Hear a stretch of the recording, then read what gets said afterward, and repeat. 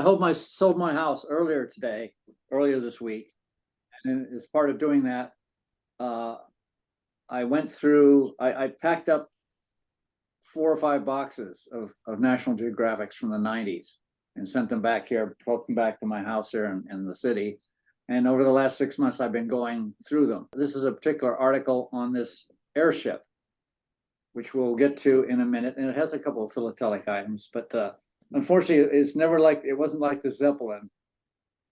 It never carried mail. As you can see, it's a U.S. Navy airship, so it wasn't carrying mail. But there are several very interesting facts about it. So it was built in 1933.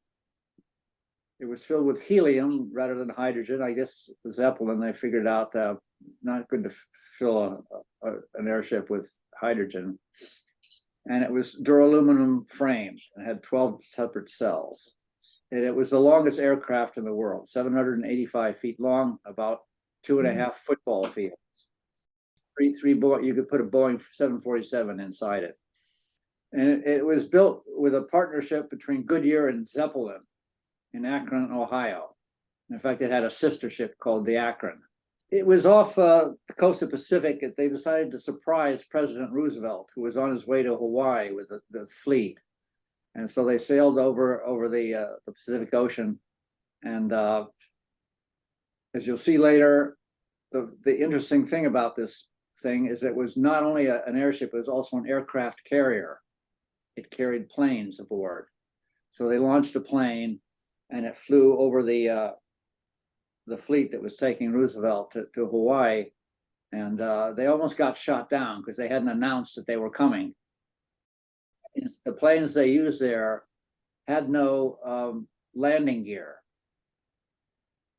They had an extra fuel tank to increase their range, so they looked like they were a plane carrying a large bomb. So they almost shot down these things before Roosevelt intervened himself and said, "No, these are he apparently knew something about this airship, and he figured out what was going on and told them not to shoot down the planes."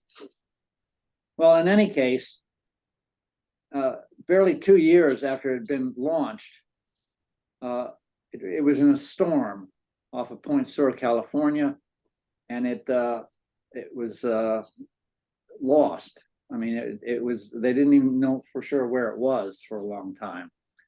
And it's interesting because apparently its tail fin had been damaged in an earlier storm, I believe in Texas or Louisiana, and they didn't fully repair the tail fin. And when it got caught in this storm off California, the tail fin broke loose and punctured too many of the cells with helium in them, and the ship went down. And it had an 83-man crew. Apparently, getting off a fallen airship is not a big deal because only 2 of them were killed in this accident. Luckily, it was near the shore too. And the other 2 of the same design that were built also were lost in storms. And obviously, this wasn't a good idea to build this kind of airship. The reason it was in National Geographic was that they found the wreck in 1990.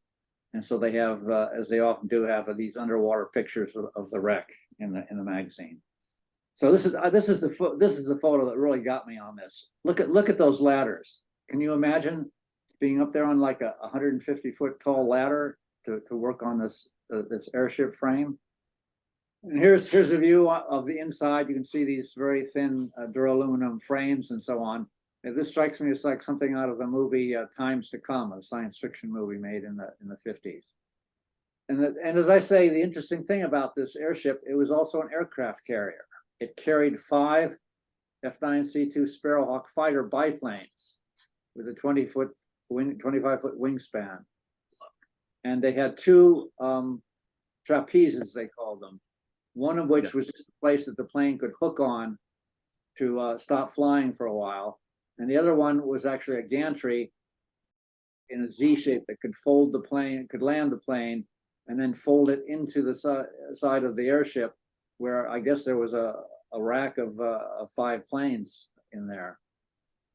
And as I say, the landing gear that they originally had on these planes were replaced by a fuel tank because planes were never intended to land on land. Here's a diagram of the airship. You've seen this picture here, and I'll show you this detail later. But here's where the hangar is down here near the control car in the front.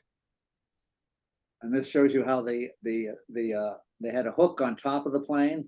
I guess the pilot had to fly more or less at the same speed and direction as the airship, and slow down enough they could actually catch that hook. Must be a tricky piece of flying there. And then this thing, you can see, goes down and holds onto the rear end of the aircraft, and then the arm folds up and puts it inside the aircraft, the airship. There's some pictures of the aircraft in action. Here's before they took the landing gear off, and here's the one with the tank, which you could see would very easily be mistaken for a bomb. Okay, well, there are a few there. If you go into the internet, you'll find dozens of covers related to this airship. And here's one which is sort of strange, because it says best of luck.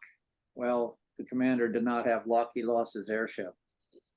And the postmark is Moffett Field, California. Can't read the date, but Moffett Field was an airstrip near San Jose, California. So I guess the home base of this airship when it was operating in California was Moffett Field.